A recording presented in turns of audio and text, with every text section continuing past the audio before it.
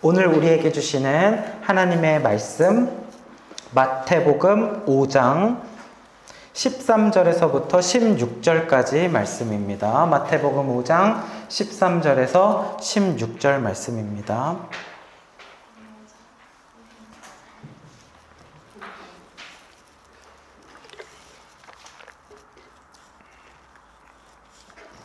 마태복음 5장 13절부터 16절까지 4절인데요. 우리 같이 한 목소리로 읽어보도록 하겠습니다. 시작. 너희는 세상의 소금이니 소금이 만일 그 맛을 잃으면 무엇으로 짜게 하리요?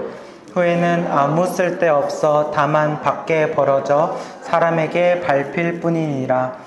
너희는 세상의 빛이라. 산 위에 있는 동네가 숨겨지지 못할 것이요 사람이 등불을 켜서 말 아래에 두지 아니하고 등경 위에 두나니 이러므로 집안 모든 사람에게 비치느니라.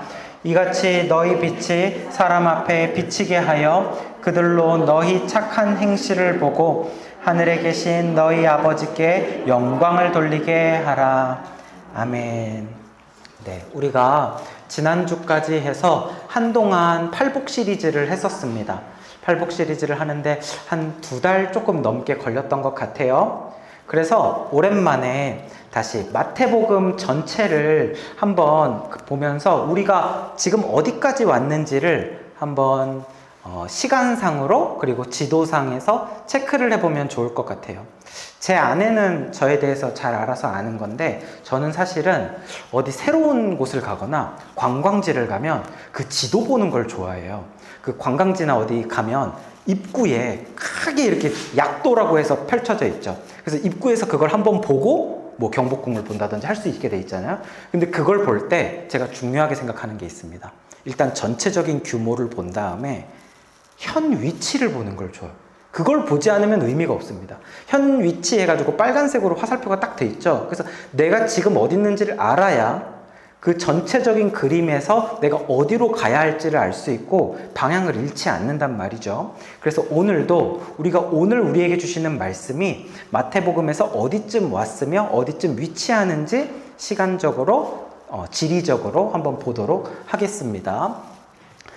이 표를 보면 여기에 있는 숫자는 예수님의 나이를 말하는 거죠. 그래서 예수님은요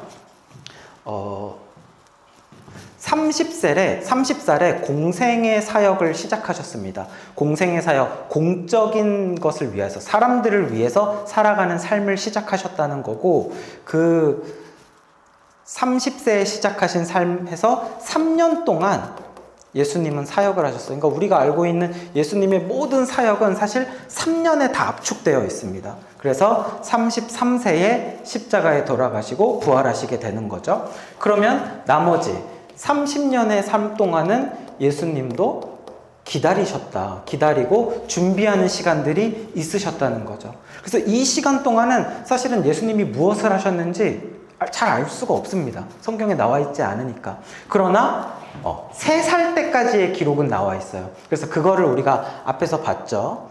예수님은 베들레헴에서 탄생을 하셨습니다. 자, 지도를 한번 볼게요. 오랜만에 지도를 보니까 지도 설명도 한번 해보겠습니다. 자, 이 부분을 이스라엘이라고 부릅니다. 정확히 어디냐면 이쯤을 이스라엘이라고 부릅니다. 이스라엘을 기준으로 할 때 어떻게 하냐면 여기 갈릴리 바다가 있어요. 사실상 호수라고 했죠. 그리고 여기 사해가 있습니다. 소금이 가득해서 몸이 들어가면 그냥 뜨기만 하는, 그리고 갈릴리 바다와 사해가 연결되어 있는 곳에 이 강이 요단강이에요. 그래서 요단강 좌편에 있는 땅, 그러면서 지중해의 우편에 있는 땅, 이 땅을 뭐라고 부르냐면 이스라엘 땅이라고 부르고, 구약에서는 가나안 땅이라고도 불렀습니다.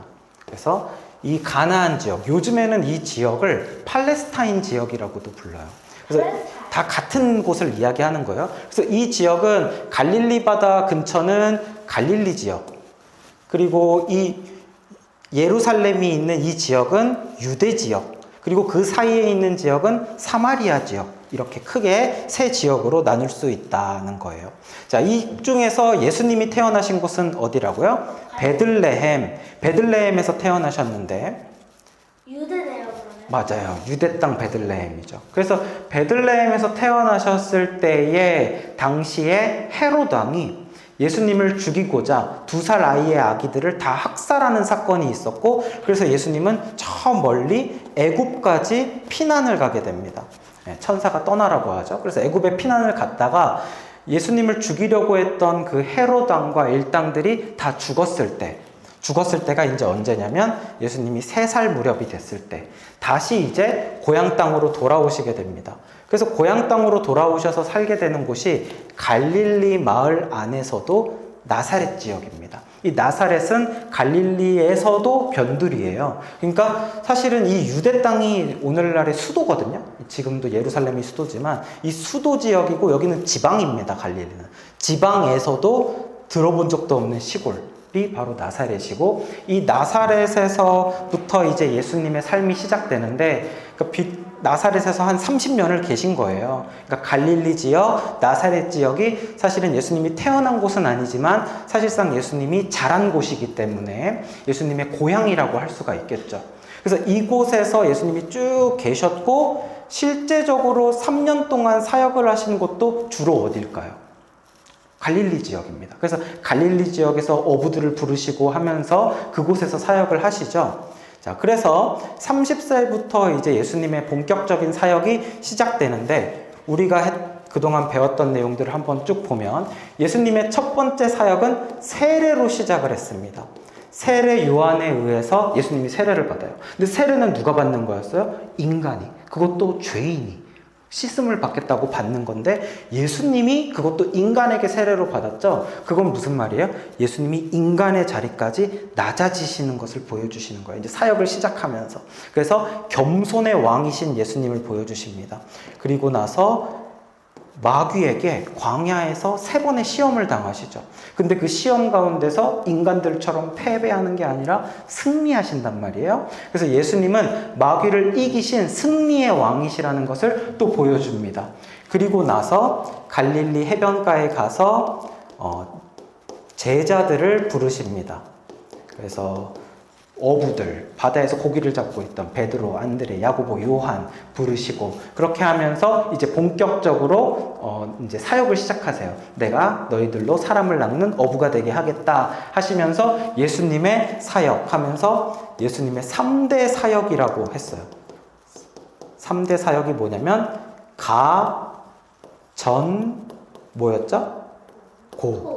그래서 가르치는 사역, 전파하는 사역, 고치는 사역. 이게 예수님의 3대 사역이에요. 가르치고 전파하고 고치는 예수님의 사역이 시작이 되는 거죠.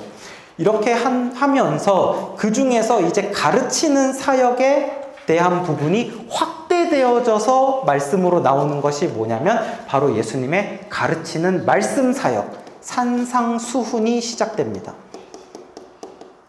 이 산상수훈이 마태복음 5장에서부터 7장까지 무려 석장에 걸쳐져서 예수님의 말씀이 그대로 나와요. 예수님의 설교 말씀.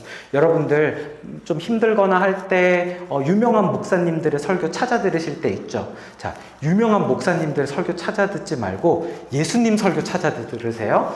예수님 설교가 최고 아닙니까? 마태복음 5장에서 7장에 보면 예수님의 설교 원고가 있다고요. 이거 진짜 최고 아닙니까? 일단 이거부터 보자고요. 그래서 예수님의 산상수훈은 산 위에서 하셨던 훈화 말씀, 예수님의 교훈이 있는 말씀, 산 위에 올라가셔서 예수님이 이제 많은 제자들이 이제 찾아와서 그 사람들에게 산상수훈 설교를 하시는 거예요. 산상수훈은 시리즈로 쭉 내려갑니다. 여러 가지 주제로 설교들이 내려가는데 그 설교 중에서 산상수훈의 첫 번째 설교가 뭐였냐면 뭐예요? 팔복이었던 거예요. 그래서 이 팔복 설교는 이 산상수훈 전체의 첫 번째이기 때문에 서론이기도 하면서 전체적인 내용을 요약하고 있는 주제이기도 합니다. 굉장히 중요한 부분이었어요. 그리고 이제 오늘 하게 되는 것은 소금과 빛. 그래서 팔복 설교 바로 다음에 나오는 설교가 됩니다. 그래서 우리가 지금부터 이제 하면서 매주 이 산상수훈 설교를 할 텐데, 사실 5장에서부터 7장까지에 있는 내용을요, 전부 다 한 절씩 다루면은요, 마태복음 다 끝내려면은 몇 년이 걸릴지 알 수가 없어요.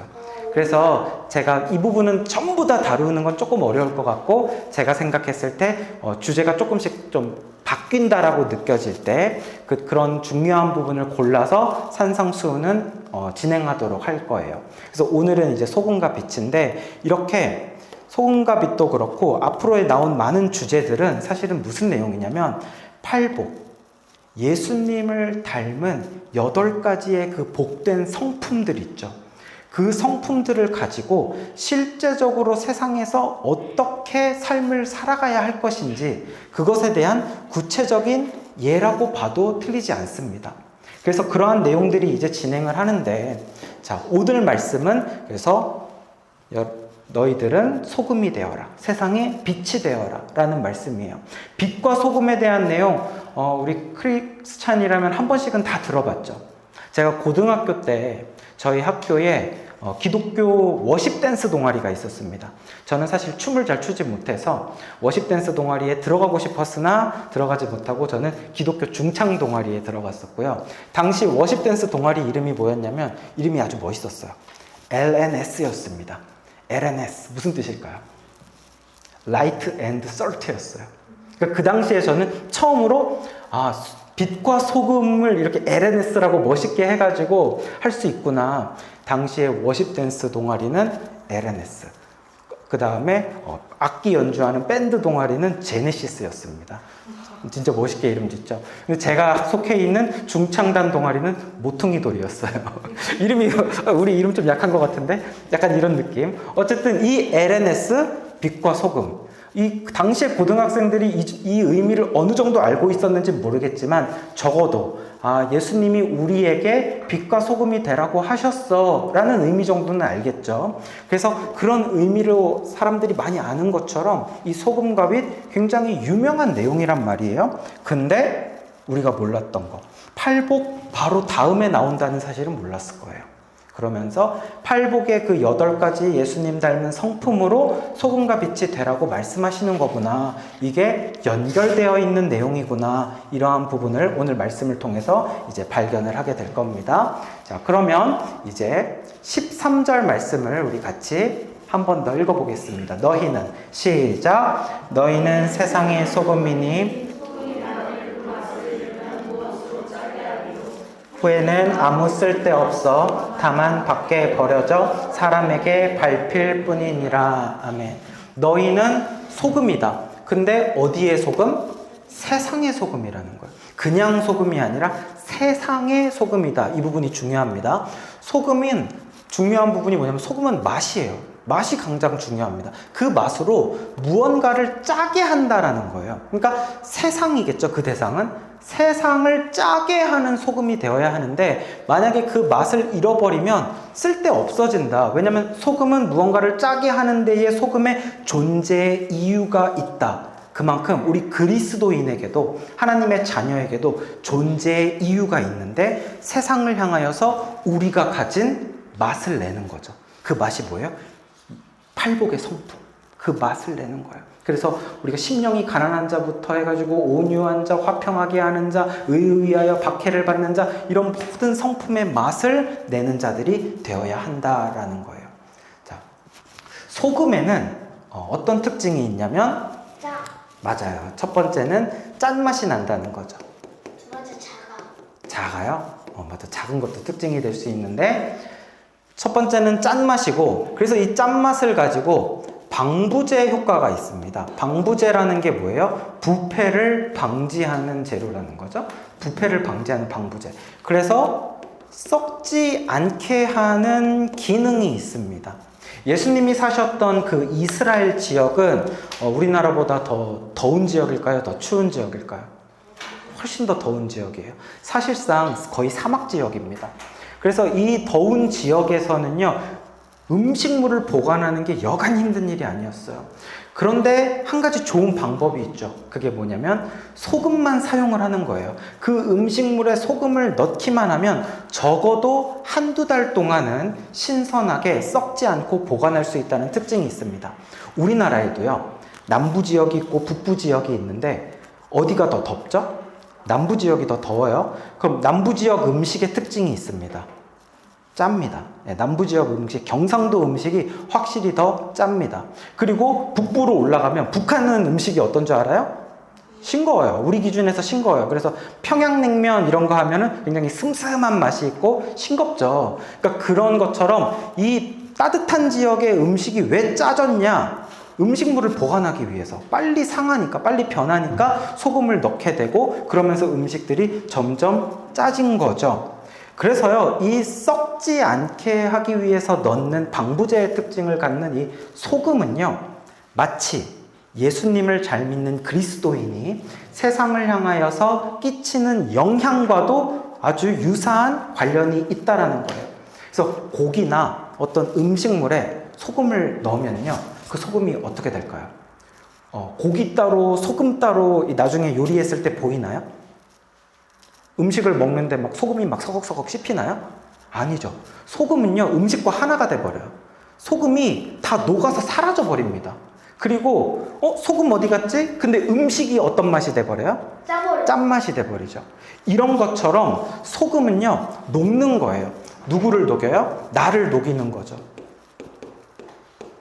나를 녹여서 썩지 않는 방부제 기능을 하게 되는 겁니다. 자기 스스로를 녹이면서 소금의 짠맛이, 그 부패하지 않는 특성이 음식물 여기저기로 스며들어가는 거예요. 소금은 썩습니까?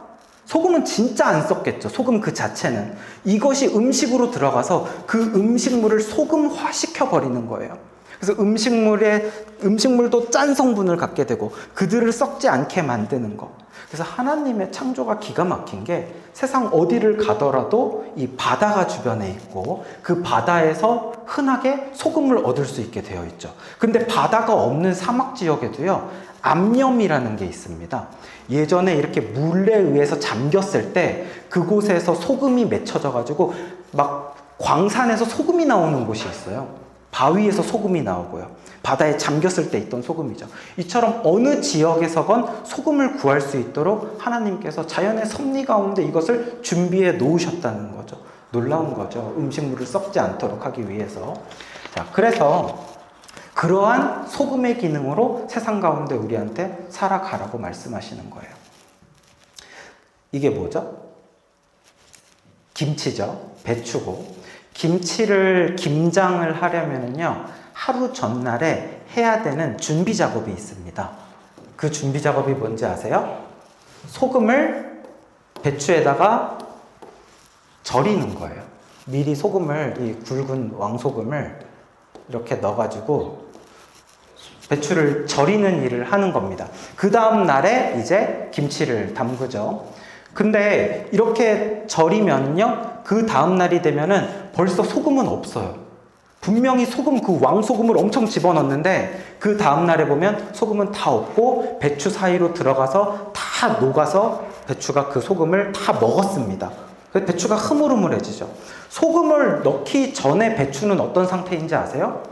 굉장히 싱싱하고 굉장히 딱딱해요. 그래서 이 배추를 소금 넣기 전에는 딱 부러뜨리면은 뚝 하고 부러지고 탁탁 부러질 정도로 그렇게 싱싱한 배추입니다. 마치 세상 사람들처럼. 자기의 영광이, 자기의 건강과 재산이 영원할 것이라고 그렇게 거만하고 있는 세상 사람들처럼. 그러나 이러한 배추가 사실은 더운 날씨에 조금만 두면 어떻게 되게요? 한 2, 3일만 지나면 바로 흐물흐물해지고 썩고 누렇게 변하고 벌레 먹고 금방 죽어버리는 거죠. 우리 인간들처럼. 그런데 이 배추 사이에 소금이 들어가기만 하면 어떻게 돼요? 이제는 그 배추가 다음 날이 되면 흐물흐물해져요. 흐물흐물해져가지고 힘이 하나도 없어요. 이거 꺾어도 부러지지도 않습니다. 그냥 휙 하고 꺾여버리죠. 그런 배추로 변해버립니다. 소금이 스며들어가니까 흐물흐물해지면서 오랫동안 보관할 수 있는 이제 김치로 바뀔 준비가 되어지는 거죠. 마치 그리스도인들이 하나님 앞에서 흐물흐물하고 세상 앞에서 흐물흐물해서 겸손해지는 것, 온유해지는 것, 자신의 주장을 내세우지 않는 것처럼 그렇게 해서 겨울 내내 먹을 수 있는 김치가 되죠. 우리 인간이 하나님의 복음을 받았을 때 영원한 생명을 얻는 것처럼 말이죠. 그래서 예수님께서는 우리에게 무엇이 되라고 했어요? 어디의 소금? 세상의 소금이 되라. 자, 그러니까 이 예로 들자면 이 배추가 뭐에 해당되냐면 세상에 해당됩니다. 그리고 소금은 뭐냐면 우리 그리스도인들이에요. 그리스도인들이 나를 녹여서 세상 가운데로 들어갑니다. 세상 가운데로 들어가서 이 세상에 무엇을 흡수시켜야 돼요? 짠맛을 흡수시켜야 되죠. 이 짠맛을 곳곳에다 집어넣는 건데 이 짠맛이 뭐냐면 바로 팔복의 성품들이죠. 그래서 온유함으로, 화평하게 함으로, 긍휼함으로, 의에 줄이고 목마름으로 이러한 것들로 우리가 세상 가운데서 살아갈 때 정말 보이지 않게 그들에게 그 성품들이 스며들기 시작하는 거예요. 그랬을 때 더 세상이 악해지지 않도록, 더 세상이 부패되어지지 않도록 우리가 그 역할을 하면서 선한 영향력을 주는 겁니다. 그래서 우리가 영적인 방부제로 세상 가운데서 기능을 하면서 살라고 하나님께서 말씀하시는 거예요. 그렇기 때문에 우리가 뉴스 같은 거 보면서 요즘 세상 왜 이렇게 악하지? 요즘 젊은 사람들 왜 이렇게 부패되어지고 타락하여지고 그렇지? 뭐라 할 것이 아니라 나의 역할이 세상이 그렇게 악해지지 않도록 막는 영적인 방부제가 그게 내가 해야 되는 기능인데 그 기능을 내가 다 하지 못해서 세상이 그렇게 되었음을 우리는 반성하고 회개해야 되는 거죠. 가정이든요, 직장이든 짠맛을 가진 사람이요, 그렇게 무조건적으로 많이 필요한 게 아니에요. 음식에 소금이 조금만 들어가도 티가 나는 것처럼 우리가 속해 있는 공동체나 가정에도요, 사실은 짠맛을 내는 사람, 영적으로 주님 앞에서 바로 서 있는 사람 단 한 사람만 있어도 그 가정은, 그 직장과 학교는 영적으로 어두워지지 않는다는 것을 우리가 기억을 해야 됩니다. 그래서 사랑하는 여러분, 여러분들이 속해 있는 이 세상, 내가 속한 가정, 내가 속한 학교, 내가 속한 직장, 그리고 친구들, 그 속에서 왜 나만 예수님 믿고 있지? 왜 이곳에는 예수 믿는 사람들이 왜 이렇게 없지? 당연하죠. 그러니까 나를 그곳에 소금으로 보내신 거예요. 그런 것을 생각을 하면서 나의 짠맛이 구석구석 그곳 가운데 스며들게 하는 여러분이 되시기를 바랍니다. 여러분으로 인하여서 여러분의 가족도 이웃도 친구들도 짠맛을 내게 될 거예요. 그들에게도 예수님의 성품을 내게 될 날이 반드시 올 줄 믿습니다. 기도하면서 나를 녹이면서 나를 죽이면서 내가 십자가 질 때 그것이 가능하다라는 거예요. 계속해서 예수님은 너희는 세상의 빛이라 라고 말씀을 하십니다. 이제 소금에 넘어서 빛이라고 말씀하세요. 14절과 15절 같이 읽습니다. 시작. 너희는 세상의 빛이라. 산 위에 있는 동네가 말 아래에 두지 아니하고 등경 위에 두나니 이러므로 집안의 모든 사람에게 빛이 있느니라. 아멘. 너희는 빛이라고 말씀하시는데 이번에도 어디의 빛? 세상의 빛이다. 그냥 빛이 아니에요. 근데 여기 무슨 말인지 잘 모르겠어요. 산 위에 있는 동네가 숨겨지지 못할 것이요 라고 말해요. 자, 동네가 있는데 산 위에 이렇게 동네가 있으면 이 산 위에 있는 동네는 숨길 수가 없다는 거예요. 뭘 해도 다 튄다는 거죠. 드러난다는 거죠. 그것처럼 너희는 빛이기 때문에 숨겨지지 않는다. 그리스도인들은 세상 가운데 드러난다라는 것을 이야기하는 겁니다. 추가적으로 뭐라고 얘기하냐면 사람이 등불을 켜서 말 아래에 두지 아니하고 등경 위에 둔다라고 되어 있죠. 말 아래가 뭡니까? 이게 말 아래. 이 사실은 굉장히 어려운 말인데 말이라는 거는요, 우리 옛날 단위 중에서 되라는 단위가 있습니다. 한 돼, 두 돼, 이렇게 곡식 같은 거 이렇게 할 때 그 되가 모이면 말이 됩니다. 말은 굉장히 큰 거예요. 한 10리터 정도 되는 크기입니다. 그래서 10리터 정도 되는 그 말 크기만한 항아리 안에다가 이 등경을 두는 것은 바보 같은 일이라는 거예요. 불빛을. 이 촛불을 사다 놓고 누가 이 말 아래에다가 항아리 안에다가 넣어두냐? 그거는 촛불의 기능을 제대로 하고 있지 못하는 거죠. 그럼 촛불은 어디다가 해야 돼요? 등경. 이렇게 생겼죠? 등경 위에다가 촛불은 올려놓고 해야 방 전체가 환해지는 것인데 이 항아리 안에다가 넣어두면 아무 소용이 없겠죠. 그것처럼 그리스도인들은 산 위의 동네처럼 등경 위의 등불처럼 그렇게 살라고 하나님께서 우리 가운데 존재하게 하시고 우리 가운데 사명을 주시고 세상을 비추는 빛으로 살라고 하셨기 때문에 너희들은 세상 가운데서 비추며 살아야 된다. 너희들이 가지고 있는 그 은혜와 가지고 있는 복음을 가지고 항아리 속으로 들어가면 안 된다. 세상을 비춰라 라고 말씀하시는 거죠. 그래서 이번에는 빛의 특성을 두 가지를 한번 이야기를 해볼게요. 빛의 특성 첫 번째는 어떤 게 있냐면 어둠을 어떻게 하게 할까? 맞아, 어둠을 물리친다. 어둠을 사라지게 만들죠. 빛이 등장하면 어둠이 사라집니다. 사실은요, 어둠이라는 것은요, 하나님이 만드신 걸까요? 하나님이 만든 게 아닐까요? 하나님이 만든 게 아니에요. 성경 창세기에 하나님이 태초를 창조할 때 어둠을 만들었다는 내용은 나오지 않습니다. 하나님은 빛을 만드셨죠. 근데 이 빛의 부재 상태가 그냥 어둠이에요. 빛이 없는 것이 어둠입니다. 따뜻함이 없는 것이 차가움이고 하나님이 없는 상태가 죄악인 것처럼 빛의 부재 상태는 자연스럽게 어둠입니다. 그래서요, 빛이 없을 때 그 자리에 슬그머니 어둠이 찾아오죠. 그리고 빛이 딱 나타나는 순간 어둠은 손살같이 사라지게 돼 있습니다. 자, 두 번째 빛의 특징은 뭐냐면은 보이지 않는 것을 밝게 보이게 만드는 것. 보이지 않는 것을 밝게 보이게 만드는 것. 소망이가 이제 8살인데 소망이는 사실은 웬만한 거 무서워하는 게 없습니다. 그래서 놀이공원에 가면 키도 커가지고요, 롤러코스터도 타고요, 바이킹도 뭐 타고요, 웬만한 거 다 탈 수 있어요. 그렇게 무서워하는 게 없는데도 불구하고 약간 겁을 내는 게 하나 있는데 어두운 거예요. 좀 캄캄한 거예요. 근데 조금 이제 빛이 좀 있으면 괜찮거든요. 근데 밤에 불이 거의 다 꺼져 있는 상태 있죠. 그럴 때는 좀 어두워서 약간 뭐 아빠 같이 가자 이럴 때도 있어요, 아직까지. 혹은 그럴 때 제가 소망이한테 뭐 이렇게 핸드폰 후레쉬라도 주고 혼자 갔다 와 이러면 갔다 옵니다. 왜냐면 어두우면요, 보이지 않습니다. 보이지 않아서 바닥에 무엇이 있는지, 어디에 벽이 있는지 무서워요.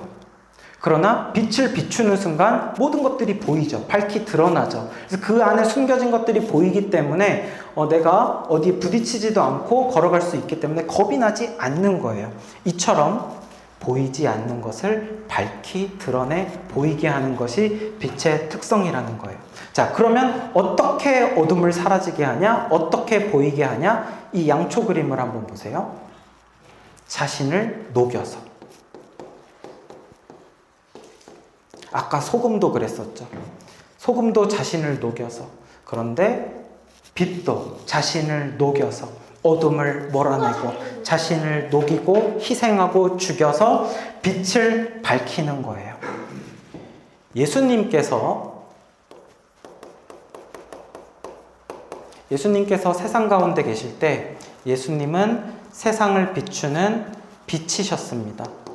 그래서 우리는요, 예수님의 빛으로 인하여서 하나님을, 잃어버렸던 하나님을 볼 수 있게 됩니다. 보지 못했던 하나님을 보게 되고, 이 빛으로 인하여서 그동안 드러나지 않았던 나의 죄를 보게 됩니다. 다 밝히 드러났기 때문이에요. 그러면서 내가 누구인지 발견하게 됩니다. 나는 누구인지, 나는 하나님의 자녀구나, 하나님이 지으셨구나, 그리고 나는 죄로 인하여서 죽을 수밖에 없구나, 그러면서 구원의 길도 발견하게 됩니다.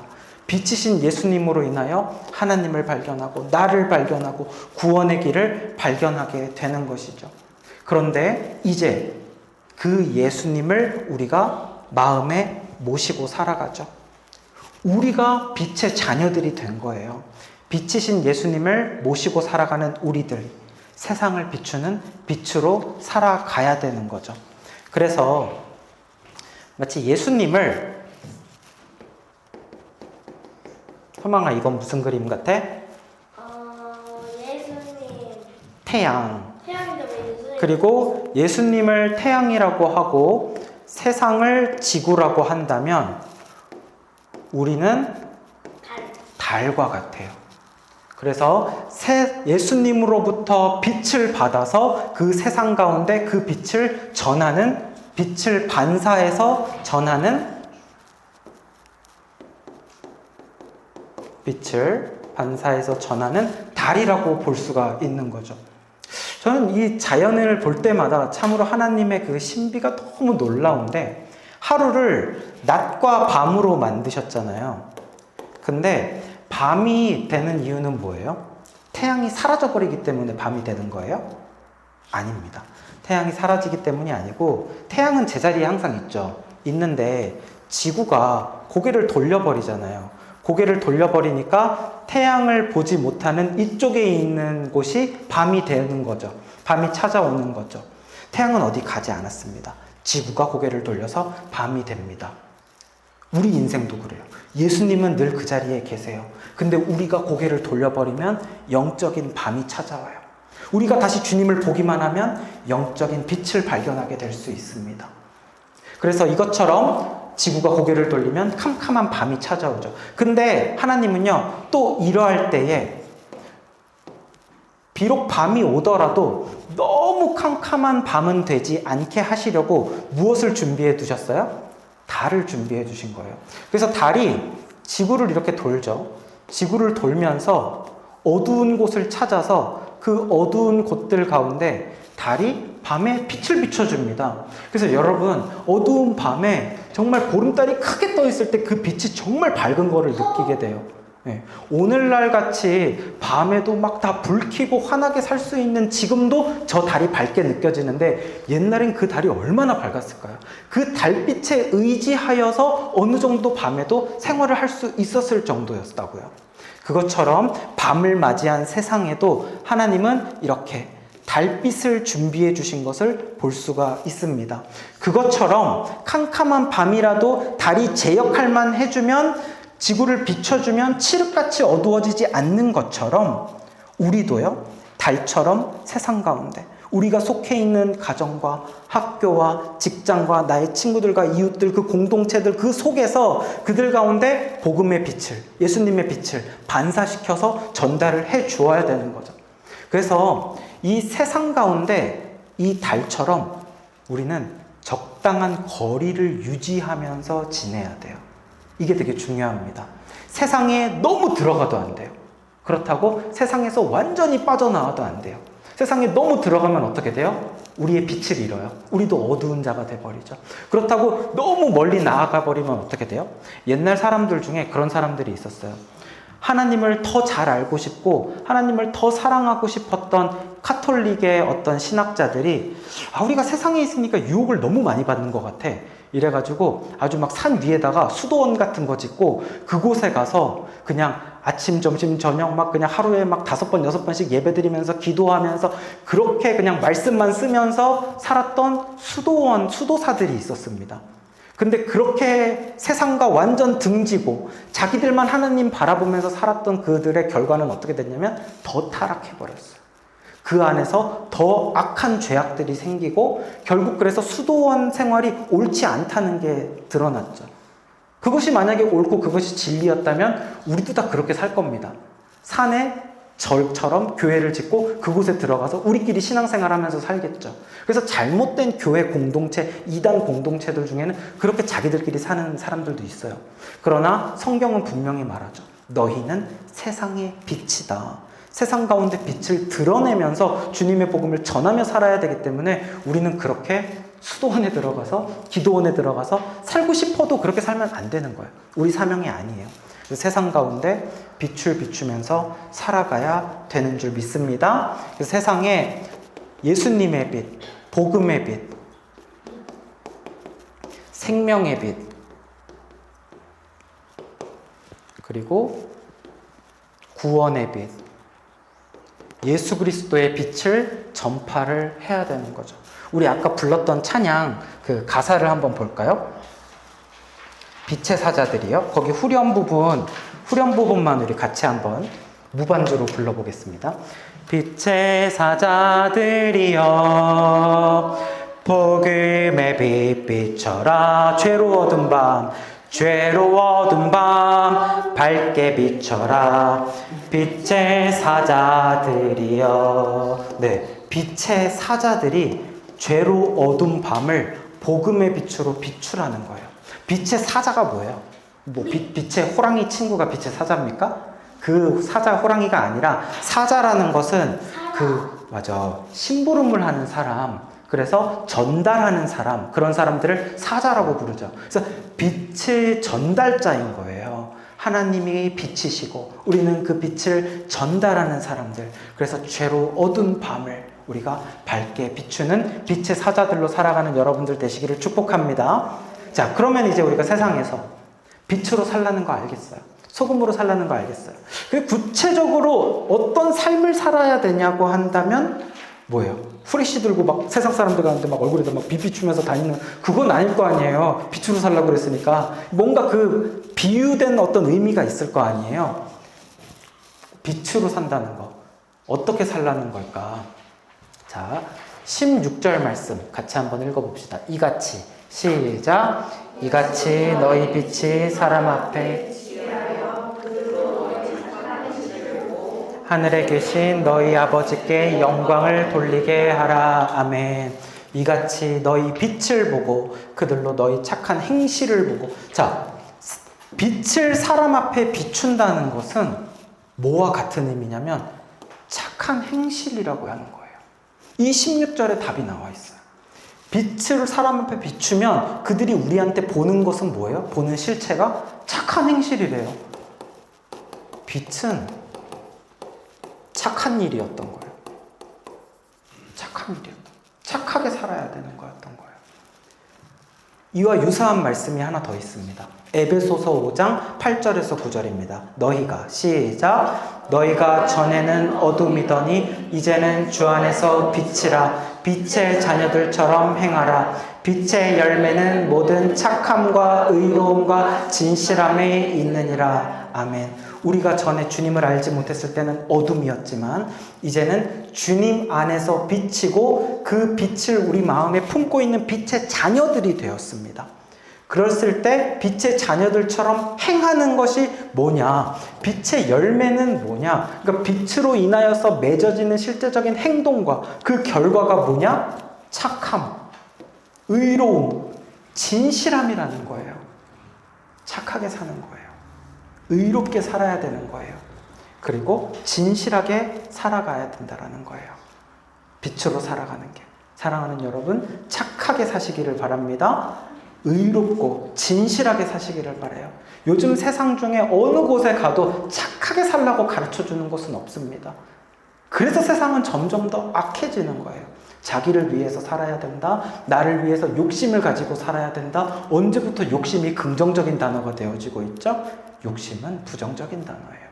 착하게 살아야 되는 거예요. 그래서 억울하다고 조금 손해봤다고 막 분내고 화내지 마시고 웃으면서 네, 그럴 수도 있죠. 네, 그러셨을 수도 있겠네요. 하는 여러분들이 되시기 바랍니다. 저는 괜찮아요. 오히려 많이 힘들지 않으셨어요? 그런 일 겪으시면서? 라고 웃으면서 말할 수 있는 여러분 되셨으면 좋겠어요. 너가 나한테 그렇게 해? 좋아. 그럼 나도 너한테 그렇게 할 거야. 너도 한번 똑같이 당하면서 느껴봐. 우리 그런 마음들 막 올라오죠? 그럴 때마다 하나님은 빛으로 살라고 하셨어. 근데 그 빛으로 사는 것은 착하게 사는 거야. 의롭게 사는 거야. 그것이 무엇이냐면 너가 나한테 그렇게 했어? 그렇지만 나는 달라. 나는 그냥 잘해줄게. 굳이 너가 알아주지 않아도 괜찮아. 이것은 주님이 나에게 맡기신 사명이니까 그렇게 살게 라고 하는 거죠. 그런데 목사님, 근데 지난주에 우리가 설교를 들었을 때 우리가 의롭게 세상 가운데서 살아가봤자 세상 사람들은 우리를 미워한다고 했는데요.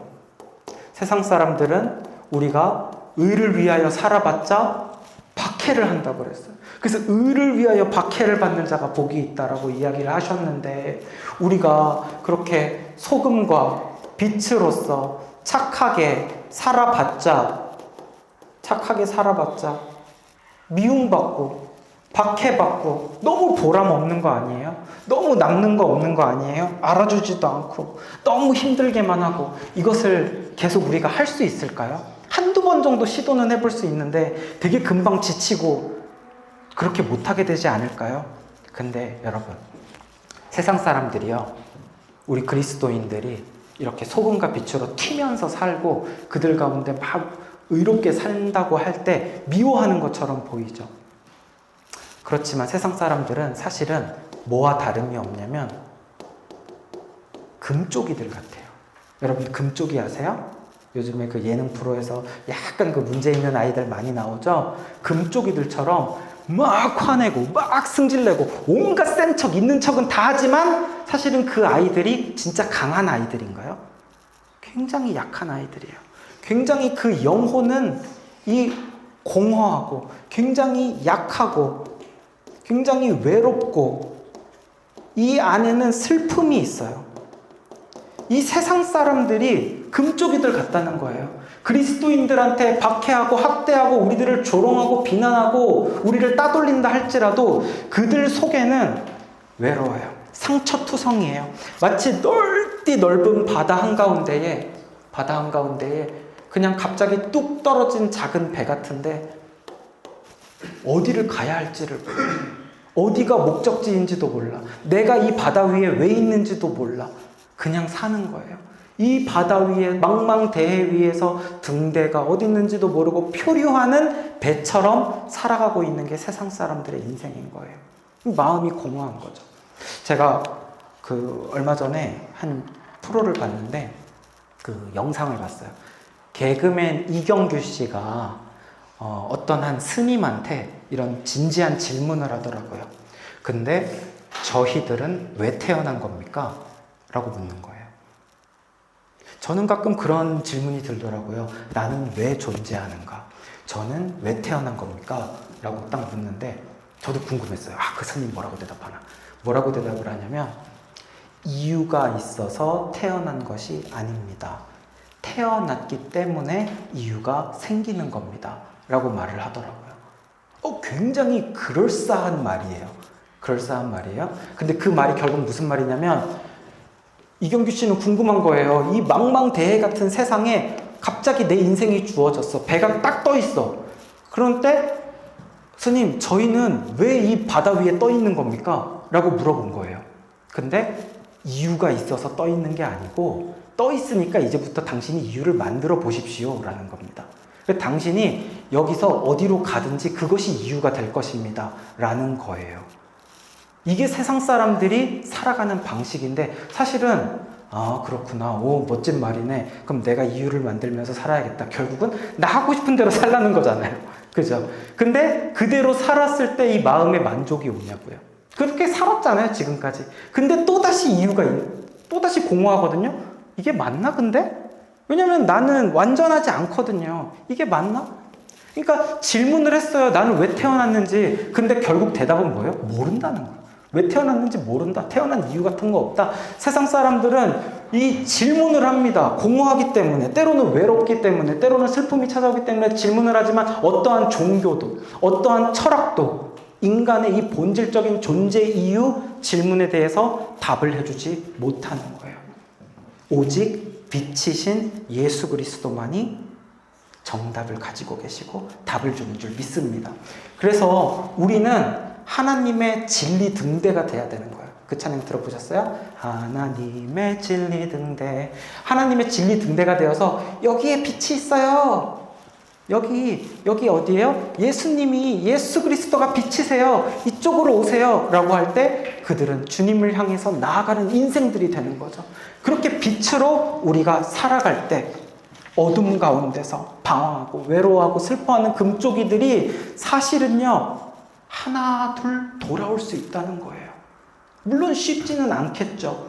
그러기 위하여서 우리가 착한 행실을 하면서 남들과는 다르게 의롭게 주님의 8가지의 팔복의 성품으로 살아가면서 빛을 달처럼 주님의 빛을 받아서 비출 때 그들이 가정 가운데서, 회사에서, 학교에서 많은 영혼들이 돌아오게 될 줄 믿습니다. 이것을 우리가 빛을 비추려면 달이 태양의 빛을 흡수한 다음에 반사시키는 것처럼 우리도 늘 말씀 가운데, 찬양과 기도 가운데 주님의 빛을 항상 가까이 해야 되는 거예요. 자, 말씀을 정리하겠습니다.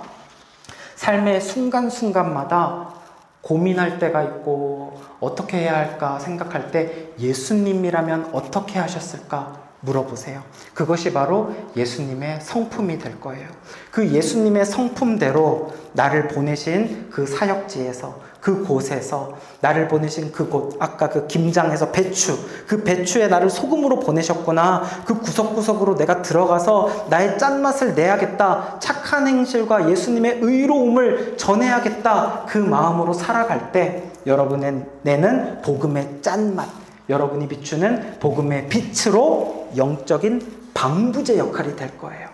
여러분의 가정이 더 악해지지 않을 거예요. 여러분이 속한 그 공동체가 더 부패되지 않을 거예요. 그렇게 복음의 빛을 비추는 빛의 사자들로 살아가는 여러분들 되시기를 주님의 이름으로 축복합니다. 이 시간에 우리 말씀 기억하면서 우리 빛의 사자들이여 같이 찬양하도록 하겠습니다.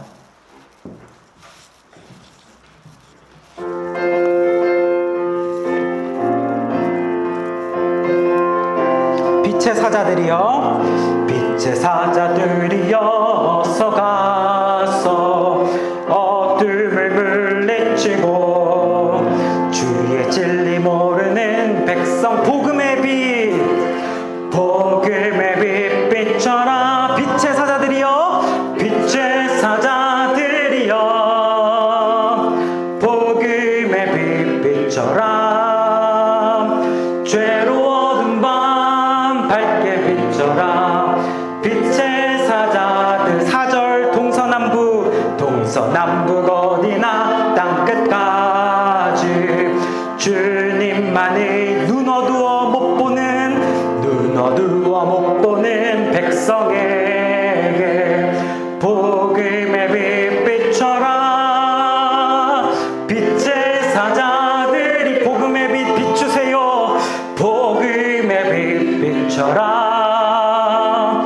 죄로워둔 밤 밝게 비춰라. 빛의 사자, 한 번 더. 빛의 사자들이여, 빛의 사자들이여 복음의 빛 비춰라. 죄로워둔 밤 밝게 비춰라. 빛의 사자들이여. 이 시간에 우리 함께 기도할게요. 세상이 부패합니다. 내가 속해 있는 가정도요, 그 학교와 직장, 그 친구들의 모임도요, 영적으로 점점 더 어두워지는 것을 느끼는데요, 내가 소금의 역할, 내가 빛의 역할을 온전히 하지 못해서 그랬음을 주님 앞에 회개합니다. 주님, 우리 언제나 말씀 앞에 깨어있게 하여 주옵소서. 늘 성령의 인도하심을 쫓아 살게 하여 주시옵소서. 그래서 이 땅 가운데 살아가는 동안 주님께서 우리 가운데 맡기신 세상의 소금으로 세상의 빛의 역할 감당하는 우리들 되게 하여 주시옵소서. 착하고 의롭고 진실하게 살아가는 구별된 모습으로 하나님께 영광 돌리는 우리들 되게 하여 주옵소서. 우리 주여 한번 부르짖고 같이 기도하겠습니다. 주여, 하나님 아버지 주님 감사합니다. 주여, 오늘 하나님 우리 가운데 말씀 주셨습니다. 이 세상의 소금으로, 이 세상의 빛으로 살라고 말씀하신 주님, 세상의 소금과 빛으로 살아가면서 주께서 이 세상 가운데 나에게 맡기신 사명을 온전히 감당하며 살아가기를 주님 다짐하고 주님 소망합니다. 주여, 우리와 함께하여 주시옵소서. 주님, 내가 속한 가정과 학교와 직장과 여러 모임들과 또 교회와 여러 세상들이요, 정말 세월이 지나고 시간이 지날 때마다 점점 더 영적으로 어두워지고 악해져가는 그 안타까운 모습을 보게 됩니다. 주여 아버지, 그러한 모습을 볼 때마다 주여 우리가 비난을 하거나 한탄하는 것이 아니라 내가 내 역할을 하지 못하였구나, 내가 소금과 빛의 역할, 나에게 맡기신 사명을 내가 잊었기 때문에 이렇게 어두워졌음을 주여 나를 용서하여 주시옵소서. 주여 아버지, 내가 내 사명을 잊고 살았습니다. 주여 아버지, 나를 부르심을 잊고 살았습니다. 주여 아버지, 내가 소금을 역할을 하지 못하였습니다. 내가 녹아야 되는데, 내가 녹아서 그들 가운데 주님의 성품을 드러내야 되는데 내가 그렇게 하지 못하여서 더욱더 악해졌습니다. 주여 빛으로 구별되게 살아가는 자들 되게 하여 주시옵소서. 그리하여서 내가 속한 그 모임 가운데, 그 공동체들 가운데, 나의 이웃과 친구들과 가족들 가운데 주여 영적으로 변화가 일어나게 하여 주시옵소서. 그들도 복음의 빛을, 구원의 빛을, 생명의 빛을 경험하여 모든 영광 받으실 하나님께 영광 돌리는 우리들 되게 하여 주시옵소서. 사랑이 많으신 주님, 너희는 세상의 소금이다, 너희는 세상의 빛이다. 나에게 주신 이 말씀을 가슴 깊이 새기게 하여 주시옵소서. 그리하여서 언제나 말씀 가운데 깨어있게 하여 주시옵소서. 성령의 인도하심을 쫓아 살게 하여 주시옵소서. 내가 그러지 못할 때, 내가 소금의 역할을 하지 못할 때, 내가 나를 죽이고 녹이고 십자가 지지 못할 때 나의 가정이 더 어두워졌음을 또 주님 앞에 회개합니다. 주여, 이 땅 살아가는 동안 주님 빛을 따라가면서 소금의 빛과 역할을 잘 감당하는 우리들 되게 하여 주시옵소서. 하나님의 생명의 빛, 구원의 빛, 복음의 빛을 세상 가운데 잘 비추는 구별된 모습을 통하여서 하늘에 계신 하나님께 영광 돌리는 우리 모두가 되게 하여 주시옵소서. 감사드리며 거룩하신 예수님의 이름으로 기도드립니다. 아멘. 이제는 예수 그리스도의 은혜와 하나님 아버지의 사랑과 성령님의 교통하심이 세상의 소금과 세상의 빛으로 살아가면서 주께서 세상 가운데 나에게 맡기신 사명을 온전히 감당하기를 소망하고 다짐하는 예배자들의 머리 위에 영원토록 함께 있을지어다. 아멘.